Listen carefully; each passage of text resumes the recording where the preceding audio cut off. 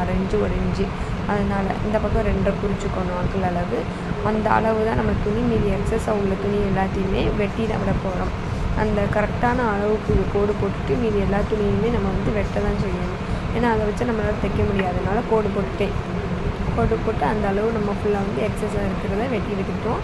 வெட்டி விட்டுட்டு இப்போ நமக்கு மேலே ஒரு துணி கொடுத்துருந்தாங்க பார்த்தீங்களா, அந்த துணியும் இதே துணி மாதிரி தான் அளவு வச்சு அந்த அளவு மேலே வச்சு ஒன்று போல் வெட்டி விடணும். அது கொஞ்சம் ஸ்டோன் இருக்கிறதுனால சிசரை பார்த்து வெட்டிக்கோங்க.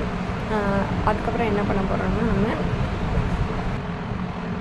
அதுக்கப்புறம் 2 துணியுமே நம்ம எடுத்து வச்சுட்டு ஒன்று போல் இருக்கிறான்றதை ஃபஸ்ட்டு பார்த்துட்டு அந்த ஃபஸ்ட்டு உள்ள ஒரு துணி இருக்குல்ல, மேல் துணி, அதாவது ஸ்டோன் இல்லாமல் ஒரு துணி உள்ள ஒன்று கொடுத்துருப்பாங்க.